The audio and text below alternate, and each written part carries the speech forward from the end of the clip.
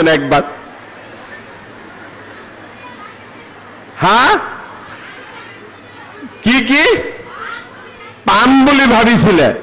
নাপাওঁ বুলি কোনে কোনে ভাবিছিলে কোনবাইতো ভাবিছিলে আচ্ছা এতিয়া যে 10,000 টকাটো পালে আকৌ ভৱিষ্যতে মই 25,000 টকা দিম বুলি কোনে কোনে ভাবি আছে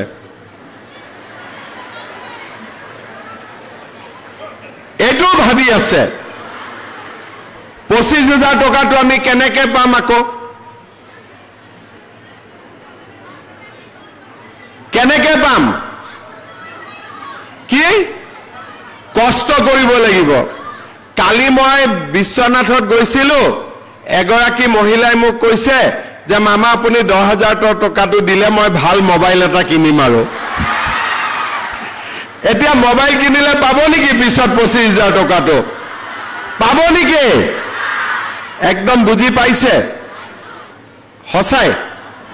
এইফালে বুজি পাইছে নে নাই পাইছে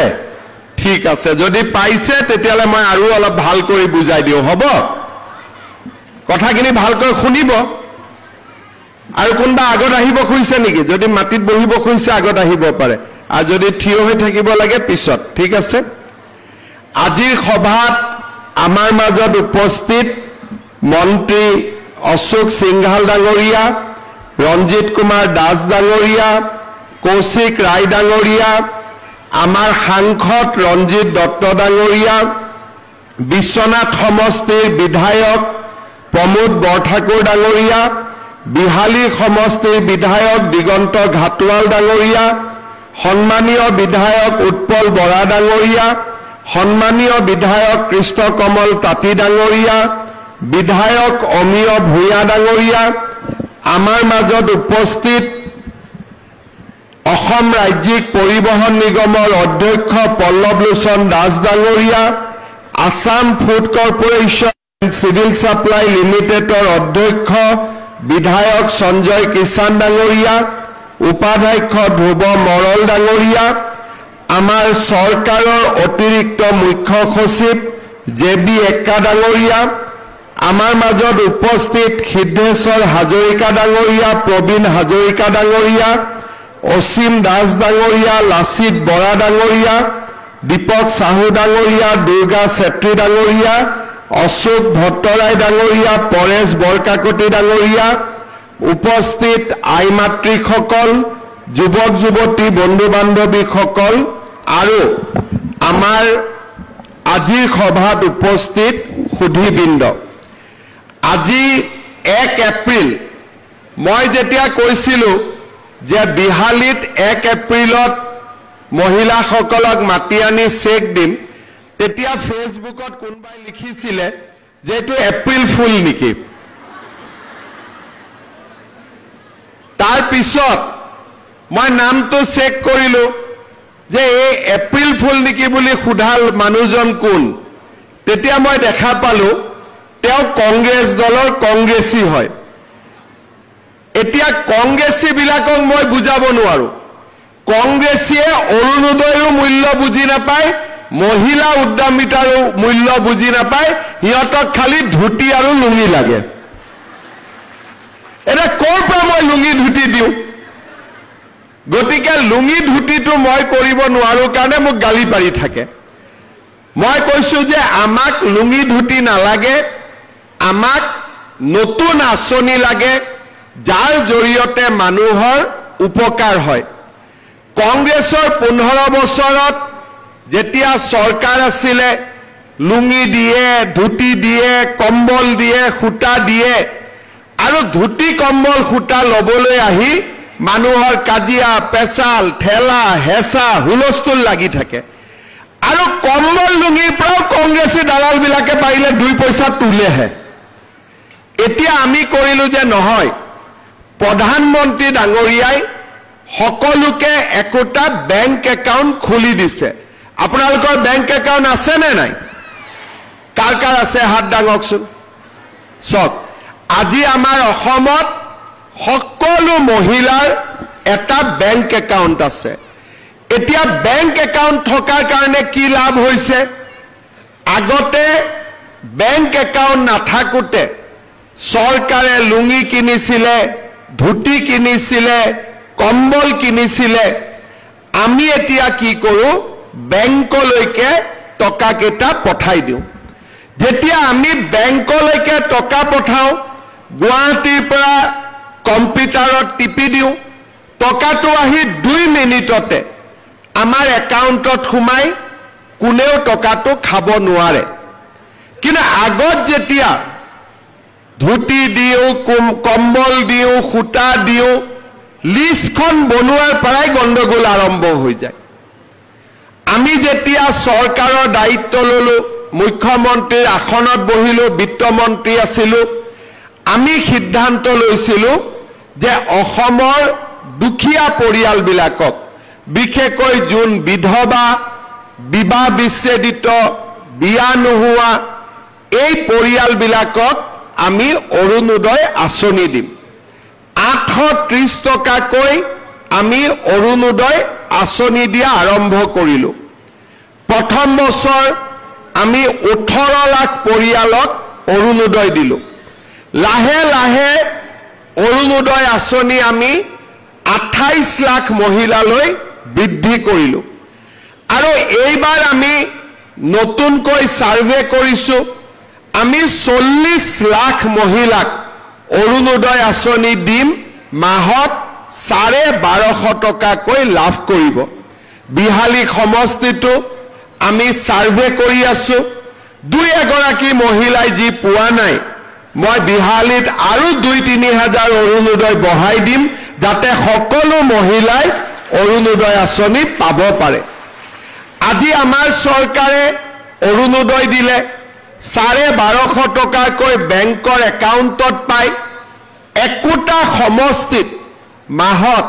4 কোটি টকাকৈ অৰুণোদয় টকা আহে, প্ৰত্যেক মাহত আহে। এতিয়া আপোনালোকে মোক কওকচোন, একদম ভাল কৰি মনৰ পৰা ক'ব, অৰুণোদয় আঁচনিটো ভাল নে ধুতি লুঙিৰ আঁচনিটো ভাল? সকলোৱে কওক, কোনটো আঁচনি ভাল? অৰুণোদয়টো ভাল নে ধুতি লুঙিটো ভাল? পিছফালৰ পৰা কোৱা নাই, অলপ ডাঙৰ কৰি কওক, সকলোৱে কওক অৰুণোদয়টো ভাল। এতিয়া যদি কংগ্ৰেছ আহে, আপোনালোকক ধুতি লুঙি দিব, বিজেপি আহিলে অৰুণোদয় দিব, কোনটো লাগে আপোনালোকক? অৰুণোদয় লাগে নে ধুতি লুঙি লাগে? অৰুণোদয় লাগে। এতিয়া ভুলতে যিবিলাকে কংগ্ৰেছক ভোট দি দিয়ে, তেওঁলোকে এইটো বুজি পাব লাগে যে কংগ্ৰেছ আহিলে অসমত ধুতি কম্বল আহিব,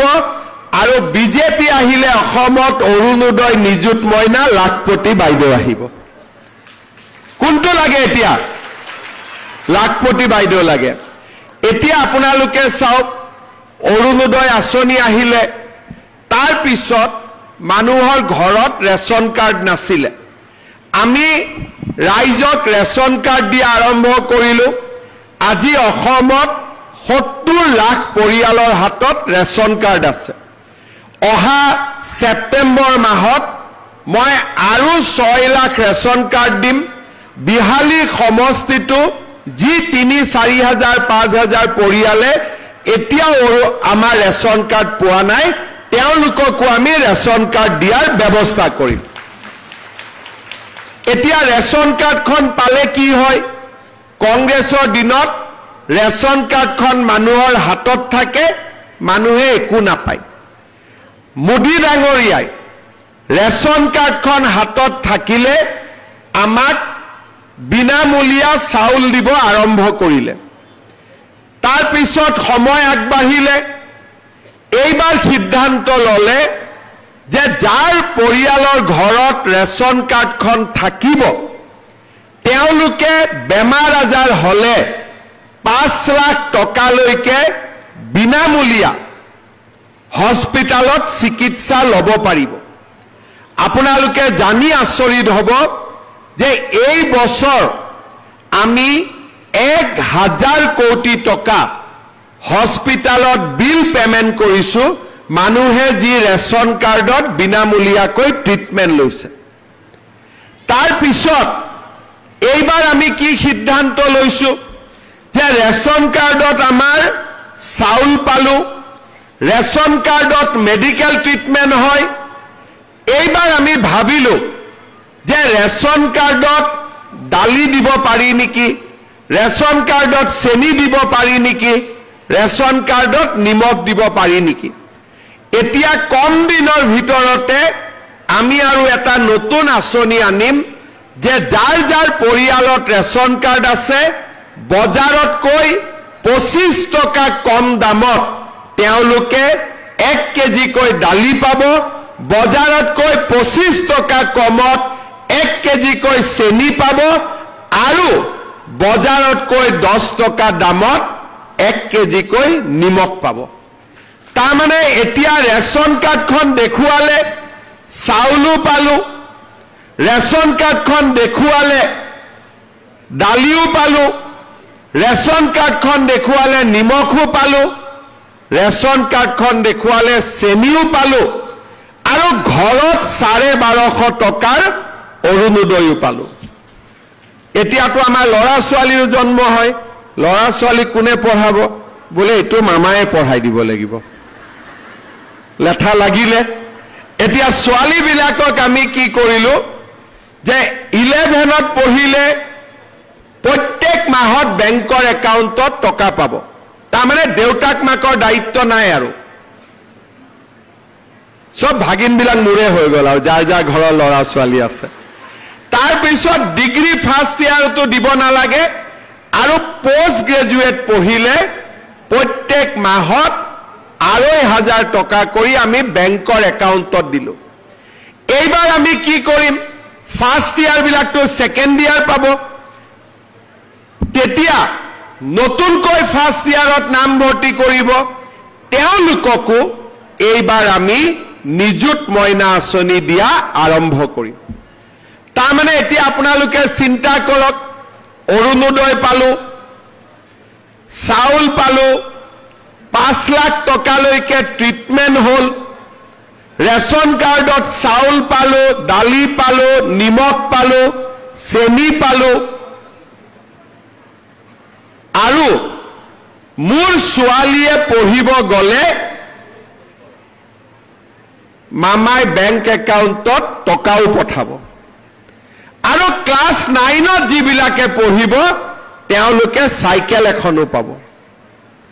এতিয়া মই আৰু এটা মনত ভাবি আছো যে মেট্ৰিক পৰীক্ষা দিয়াৰ আগতে সব ল'ৰা ছোৱালীকে অলপ অলপ মাষ্টৰ এটাই চাই দিলে ভাল হয়, তেতিয়া ল'ৰা ছোৱালীয়ে ভাল ৰিজাল্ট কৰিব পাৰে। কিন্তু দুখীয়া মানুহে কেনেকৈ ল'ৰা ছোৱালীক টিউচন দিব? সেইকাৰণে যিমান ল'ৰা ছোৱালীয়ে মেট্ৰিক পৰীক্ষা দিব 6 মাহ আগৰ পৰা তেওঁলোকৰ বেংক একাউণ্টত মই 300কৈ টকা দিম, যাতে মাষ্টৰক আমি টিউচন বা ঘৰত গাঁৱত যোন ল'ৰা ছোৱালী অলপ শিক্ষিত ল'ৰা ছোৱালী থাকে তেওঁলোকে যাতে গধূলি আমাৰ মেট্ৰিক কেণ্ডিডেটখিনিক পঢ়ুৱাব পাৰে। এখন গাঁৱত 10 গৰাকী মেট্ৰিক কেণ্ডিডেট আছে, গাঁৱতে এজনী পঢ়া জানা ছোৱালী আছে। মেট্ৰিক কেণ্ডিডেটটোৰ বেংক একাউণ্টত মই 300 টকা দিম, 10 গৰাকী ছোৱালী ল'ৰাই লগ লাগি 3 × 10 3000 হ'ল। গাঁৱৰ পঢ়া ছোৱালীজনীক পইচাটো দিলে সদায় গধূলি 2 ঘণ্টা সময় ছোৱালীজনীয়ে ল'ৰা ছোৱালীকেইটাক চাই দিলে। মেট্ৰিক পৰীক্ষাটো তেতিয়া আগতকৈ ভাল হ'ব নে নাই? এতিয়া আপোনালোকেতো এইবিলাক কথা মোক কোৱাই নাই, মইহে ভাগিনকেইটাৰ কাৰণে চিন্তা কৰি আছো, হয়নে নহয়? হয়নে নহয়? অলপ ডাঙৰ কৰি হয়তো ক'ব আজি এটা। আচ্ছা, প্ৰথমতে মোক এটা কথা কওক, ভাত খাই আহিছে নাই? আজি নাই খোৱা? চাহ খাই আহিছে নে নাই? কেইটাত আহি গ'ল আপোনালোক? 9টা। 8টাত কোনে কোনে আহিলে? এতিয়া 8টাত আহিলেনো ক'ৰ পৰা ঘৰত ভাতটো খাব পাৰিব? হয়নে? কি হ'ল 8টাতে আহিলে। ঘৰত চেলপিঠা তেলপিঠা আছে নে নাই? বনাই থোৱা নাই? আচ্ছা, ঠিক আছে, তাৰো ব্যৱস্থা কৰিব লাগিব। এতিয়া এইবাৰ তাৰ লগত আমি আৰু এটা নতুন কাম কৰিছো মোক সবে কৈ থাকে মামা ছোৱালীবিলাককহে নিযুত মইনা দিলে ল'ৰাবিলাকক কিয় একো নিদিয়ে হিউ এটা ভেজাল এইবাৰ আমি কি কৰিছো যিবিলাক ল'ৰা বিএ বিএসসি পাস কৰিব এক বছৰতেতো চাকৰি বাকৰি নাপায় ইন্টাৰভিউ দিব লাগে ঘুৰি ফুৰিব লাগে দেউতাক মাকৰ পৰাও টকা খুজিব লাজ কৰে যে ডিগ্ৰী পাস কৰিলো এটা দেউতাক মাৰ পৰানো কেনেকৈ টকা খুজু এইবাৰ আমি সিদ্ধান্ত লৈছো যে যিমান ল'ৰা ডিগ্ৰী পাস কৰিব সকলোকে এক বছৰৰ কাৰণে তাৰ বেংক একাউণ্টত আমি 2,500 টকাকৈ দি থাকিম প্ৰত্যেক মাহত ধুতি কম্বলতকৈ ভাল নে বেয়া লুঙিতকৈ ভাল নে বেয়া লুঙিতকৈ ভাল আজি আমি আৰু এটা নতুন কাম কৰিছো আজিতো আমি আপোনালোকক 10,000 টকাকৈ চেক দিম তাৰ বিষয়ে মই আকৌ আপোনালোকক ভাল কৰি বুজাই দিম কিন্তু আজিৰ পৰা আমাৰ ইলেক্ট্ৰিচিটিৰ বিলু 1 টকাকৈ আজিৰ পৰা কমি যাব অৰ্থাৎ 1 মেত যেতিয়া ইলেক্ট্ৰিচিটি বিল আহিব 1 টকা প্ৰতি ইউনিটৰ দাম কমিব আৰু নৱেম্বৰ ডিসেম্বৰত মই পাৰিলে আৰু 50 পইচা 1 টকা ইলেক্ট্ৰিচিটিৰ দাম আৰু কমাই দিম এতিয়া চাকৰি লওঁতে পইচা দিব লাগে নেকি ঘোষ দিব লাগে নেকি 1 লাখ ল'ৰা ছোৱালীয়ে আমাৰ চৰকাৰৰ দিনত টকা পইচা নিদিয়াকৈ চাকৰি পালে আৰু 50,000 ল'ৰা ছোৱালীক আমি অক্টোবৰ মাহৰ 10 তাৰিখে টকা পইচা নোলোৱাকৈ চাকৰি দিম কংগ্ৰেছৰ দিনত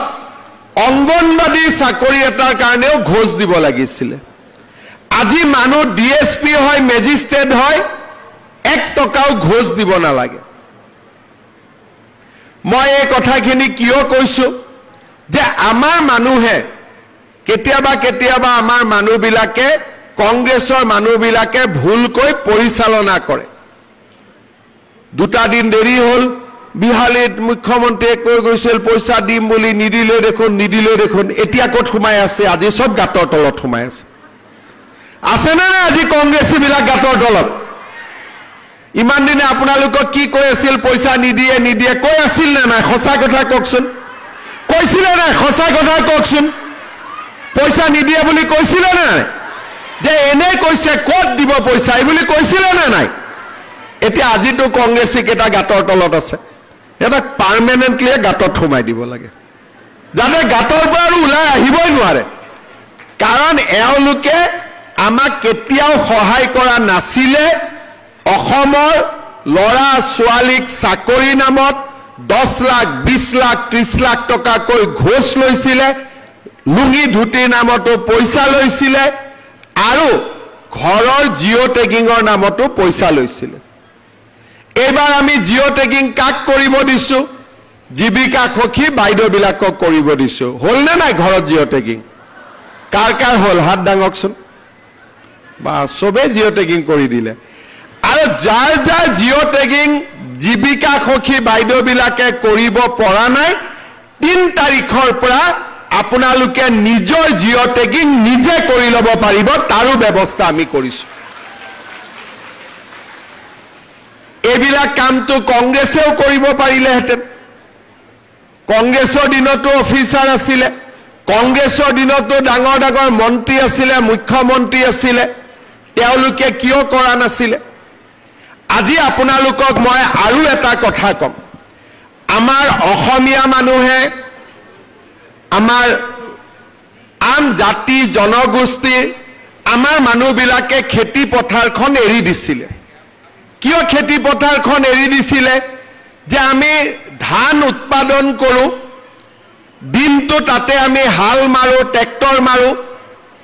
আৰু যেতিয়া ধান কেইটা উৎপাদন হয় আমাৰ বিক্ৰী কৰা জায়গা নাথাকে 600 টকাত আমি মহাজনক ধান দি দিব লাগে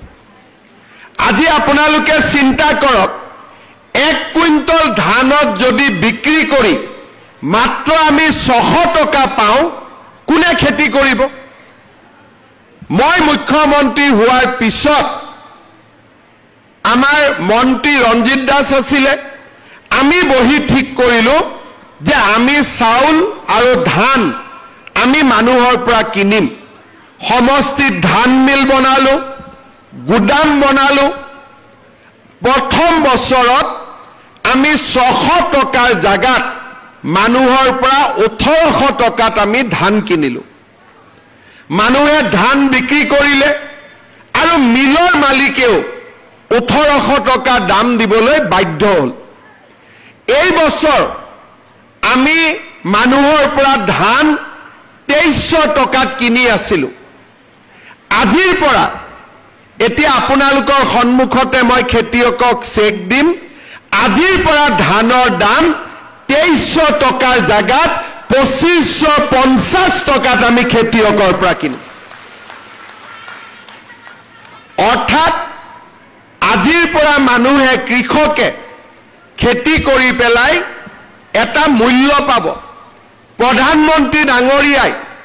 কৃষক সন্মান যোজনাৰ নামত আমাৰ বেংকৰ একাউণ্টত প্ৰতি 4 মাহৰ মূৰে মূৰে টকা পঠিয়াই আৰু আজিৰ পৰা ধানৰ মূল্যও 2550 টকাত আমি কিনিম আৰু 1 কুইণ্টল সৰিয়হ আজিৰ পৰা আমি 6450 টকাত আমি খেতিয়কৰ পৰা কিনা আৰম্ভ কৰিম এতিয়া মই আপোনালোকক অনুৰোধ কৰিম যে খেতিৰ মাটি পৰি থাকিব নিদিব একটা সময় আছিল যে ক্ষুদ্ৰ চাহ খেতি কৰিলে টকা বেছি পায় কিন্তু এতিয়া ধান উৎপাদন কৰিলে টকা বেছি পাব এইবাৰ 2550 টকা অহাবাৰ নিশ্চয় মই আশা কৰো ধানৰ দাম প্ৰতি কুইণ্টলত 2600 টকাও পাৰ হৈ যাব আৰু প্ৰত্যেক বছৰতে 100-150 টকাকৈ ধান আমি বেছি দামত কিনিব আৰম্ভ কৰিছো শ্ৰদ্ধাৰ ৰাইজ আজি ভাৰতীয় জনতা পাৰ্টিৰ চৰকাৰখনে ৰাইজৰ কামটো কৰিয়ে আছে ৰাস্তা বনি আছে স্কুল বনি আছে কলেজ বনি আছে ইউনিভাৰ্চিটি হৈ আছে কিন্তু দুখীয়া আৰু মধ্যবিত্ত ৰাইজখনকো আজি আমি এফালৰ পৰা সহায় কৰি গৈ আছো এতিয়া মই আজি আপোনালোকক মহিলা উদ্যমিতা আঁচনিৰ বিষয়ে দুই আখাৰ মই কথা ক'ব খুজিছো কি মা দে ব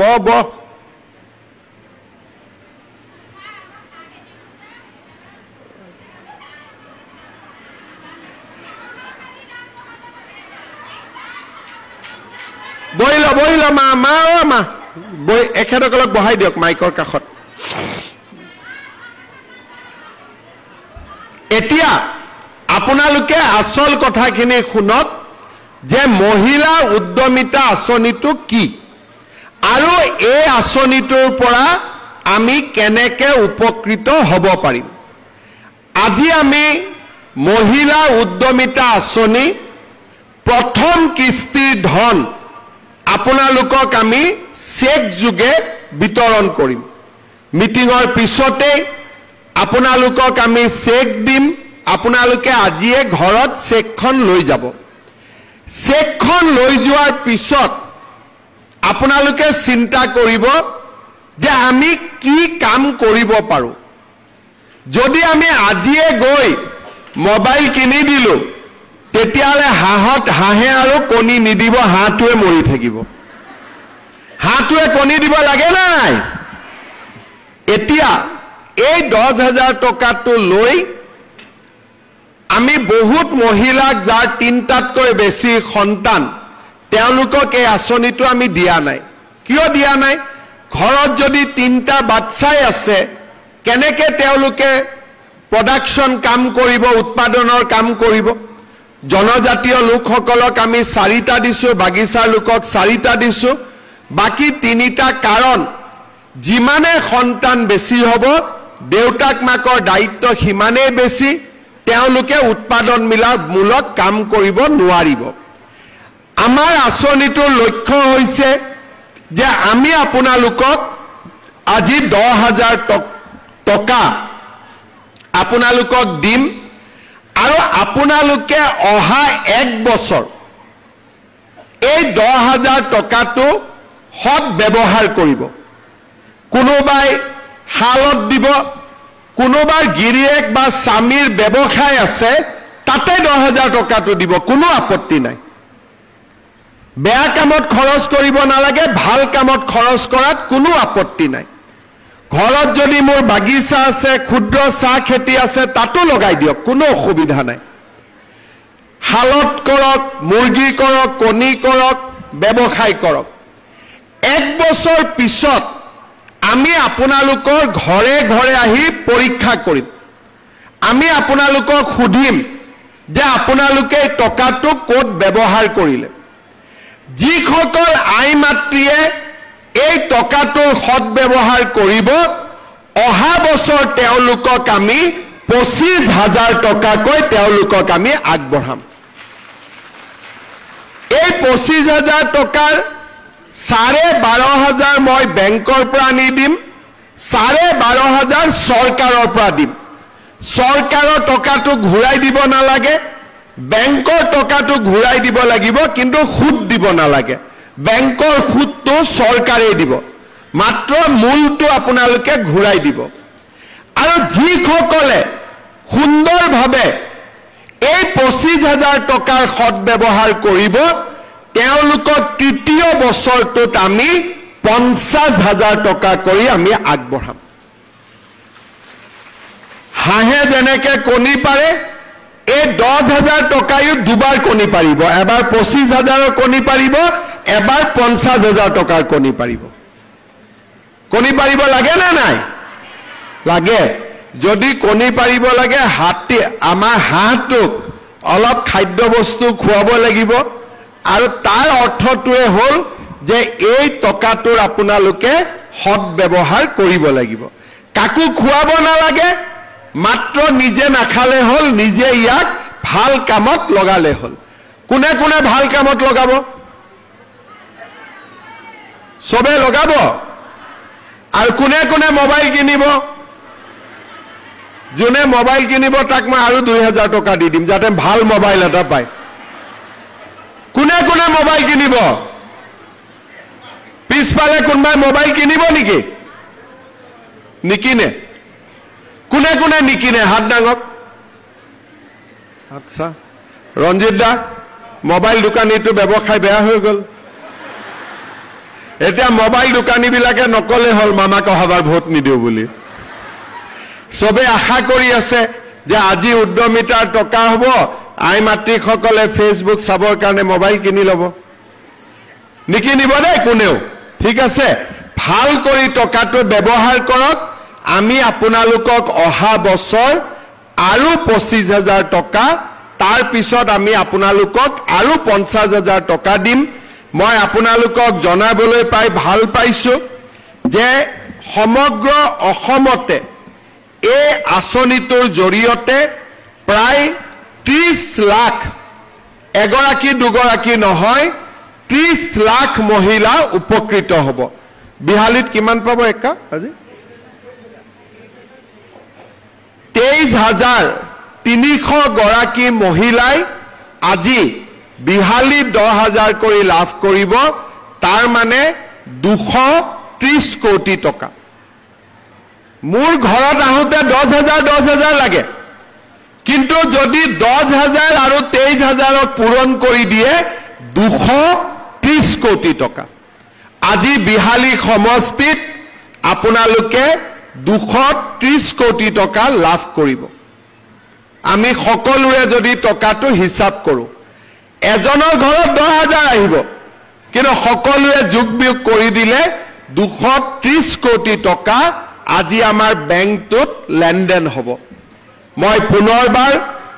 আমাৰ পঞ্চায়ত আৰু গ্ৰামোন্নয়ন বিভাগৰ সকলো বিষয়া কৰ্মচাৰীক ধন্যবাদ জনাইছো মন্ত্ৰী ৰঞ্জিত দাস ডাঙৰীয়াক ধন্যবাদ জনাইছো এই আঁচনিটো সুন্দৰভাৱে আগবঢ়াই লৈ যোৱাৰ বাবে মই আপোনালোক সকলোকে অনুৰোধ কৰিম আমাৰ মন্ত্ৰী ৰঞ্জিত দাস আৰু ডিপাৰ্টমেণ্টৰ বিষয়াসকলৰ কাৰণে আপোনালোকে এটা ডাঙৰ হাত চাপৰি বজাই দিয়ক আমাৰ এই আঁচনিটো বিহালীত প্ৰথম হ'ল আৰু বিহালীত এই আঁচনিটো ৰূপায়ণ কৰাৰ বাবে মই আমাৰ সাংসদ ৰঞ্জিত দত্ত আৰু বিধায়ক দিগন্ত ঘাটোৱাল ডাঙৰীয়াকো ধন্যবাদ জনাইছো এটা দীঘলীয়াকৈ হাত চাপৰি বজাই দিয়ক তেখেতসকলৰ কাৰণেও আপোনালোকে যিমানে উৎসাহ দিব আমাৰ মানুহে সিমানে দুগুণ উৎসাহেৰে কাম কৰিব আপোনালোকে আমাক যেতিয়া আশীৰ্বাদ কৰে আমাক আপোনালোকে ভোট দিয়ে তেতিয়া আমি আপোনালোকৰ কাৰণে দুগুণ উৎসাহেৰে কাম কৰাৰ বাবে চেষ্টা কৰোঁ আপোনালোকে আশীৰ্বাদ দি থাকিব যাতে অনাগত দিনতো আপোনালোকৰ কাৰণে আমি এনেকৈ কাম কৰি গৈ থাকিব পাৰোঁ আমি এখন নতুন অসম নিৰ্মাণ কৰিব পাৰোঁ আৰু আমাৰ অসমখনক আগুৱাই লৈ যাব পাৰোঁ বিহালীত আমাৰ সমজিলা হ'ল খুব কম দিনৰ ভিতৰতে বিহালীত আমাৰ ৰেভিনিউ সাৰ্কুল এটা হ'ব গৈ আছে ইলেকশ্যনৰ সময়ত মই 100 কোটি টকাৰে বিহালীৰ ৰাস্তা ঘাট বনোৱাৰ প্ৰতিশ্ৰুতি দিছিলোঁ 50 কোটি টকা মই মুকলি কৰি দিছোঁ আৰু কম দিনৰ ভিতৰতে আৰু 50 কোটি টকা মই বিহালী সমষ্টিলৈ মুকলি কৰি দিম বিহালীত নতুন কলেজ হ'ব আৰু ইলেকশ্যনৰ সময়ত মই আপোনালোকক কৈছিলোঁ যে ৰেলৱে ষ্টেচনত ৰেল ৰখাব লাগিব তাৰো কাম মই কৰি আছোঁ ভগৱানে কৰিলে সেই কামো আপোনালোকৰ হৈ যাব অৰ্থাৎ যি কথা কওঁ সেই কথাবিলাক আমি পূৰণ কৰোঁ কংগ্ৰেছীয় মানুহবিলাকে মোক মাজে মাজে কৈ থাকে এই হিমন্ত বিশ্ব শৰ্মাৰ সপোনত যি দেখে তাকে কৈ থাকে আৰু সঁচা কথা মই সপোনত যি দেখোঁ ৰাতিপুৱা তাকে বাস্তৱত ৰূপায়ণ কৰাৰ বাবে চেষ্টা কৰোঁ সেইকাৰণে যিবিলাক কাম কংগ্ৰেছে অসম্ভৱ বুলি ভাবে মই তাক সম্ভৱ বুলি ভাবোঁ কাৰণ মই বিশ্বাস কৰোঁ আমি সকলোৱে লগ লাগি আমি আকাশো চুব পাৰোঁ যোৱা কেইদিনমান আগত এডভান্টেজ অসম সন্মিলন হৈছিল 5,25,000 কোটি টকা অসমত বিনিয়োগ হ'ব আমাৰ ল'ৰা ছোৱালীয়ে কাম কাজ পাব আৰু মই সেই সন্মিলনতে কৈছিলোঁ যে অসমৰ 40 লাখ আত্মসহায়ক গোটৰ সদস্যসকলক যদি আমি ভালকৈ উৎপাদনমূলক কামত ব্যৱহাৰ কৰিব পাৰোঁ অসমে এক নতুন দিগন্তলৈ গতি কৰিব আজি আপোনালোকক আমি 10,000 টকা ব্যক্তিগত ৰূপে দিছোঁ কিন্তু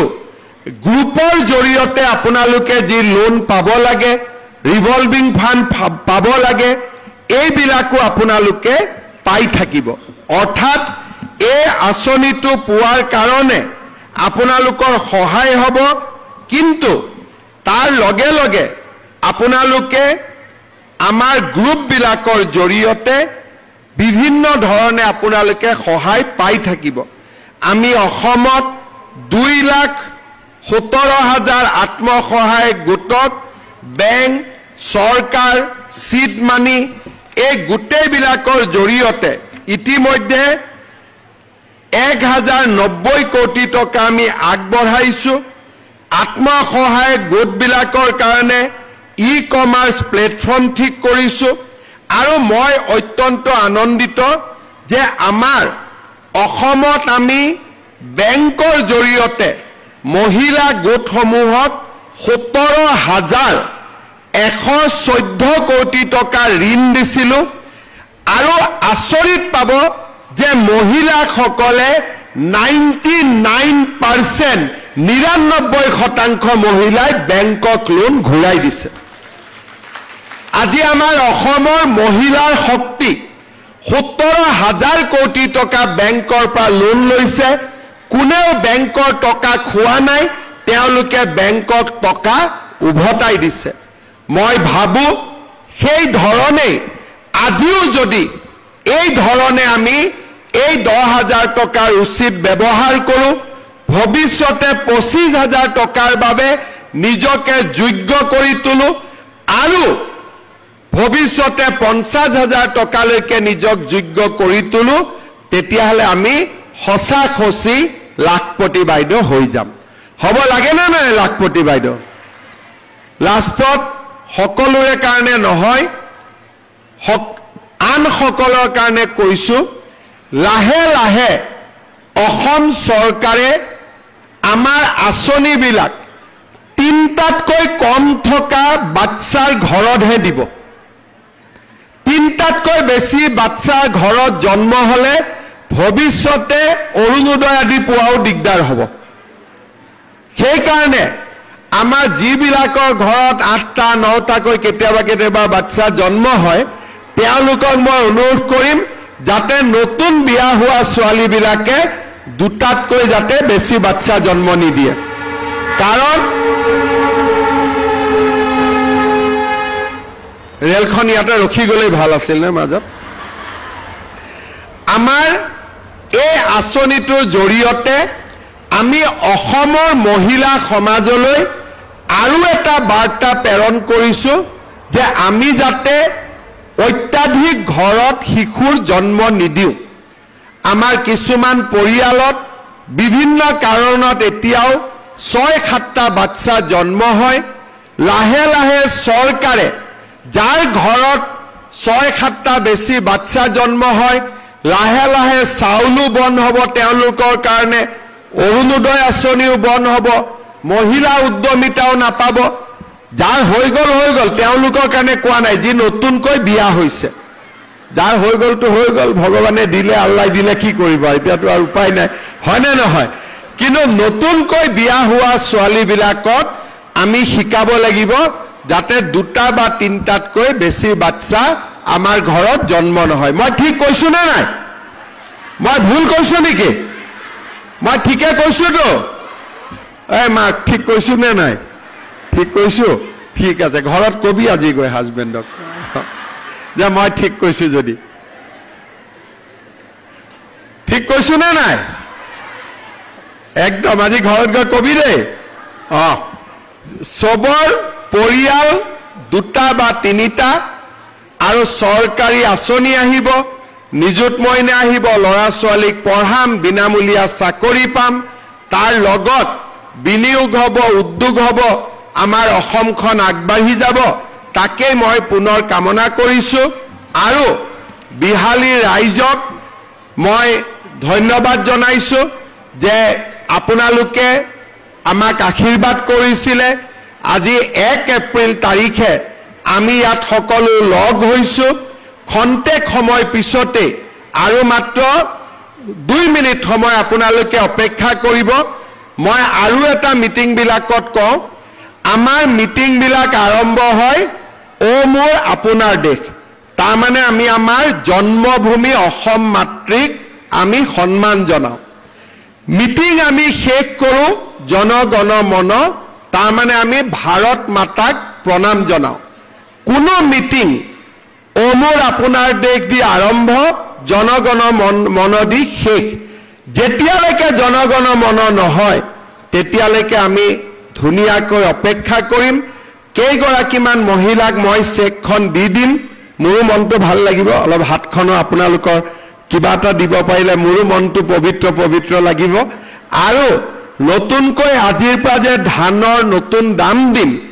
এই ধান আজিৰ দিনটোত আমি যাৰ পৰা কিনিছোঁ তেওঁলোককো আমি চেক দি আজিৰ সভা সামৰণি মাৰিম। মোৰ লগত আপোনালোক সকলোৱে একেলগে ক'ব, ভাৰত মাতা কি, ভাৰত মাতা কি, নৰেন্দ্ৰ মোদী, নৰেন্দ্ৰ মোদী। কাৰণ আজি আমি যিমান আগবাঢ়িছোঁ মোদী ডাঙৰীয়াৰ কাৰণে আগবাঢ়িছোঁ। মই পুনৰ এবাৰ বিহালীৰ ৰাইজক মোৰ প্ৰণাম জনাই মই মোৰ বক্তব্যৰ সামৰণি মাৰিছোঁ। ধন্যবাদ। জয় হিন্দ, বন্দে মাতৰম।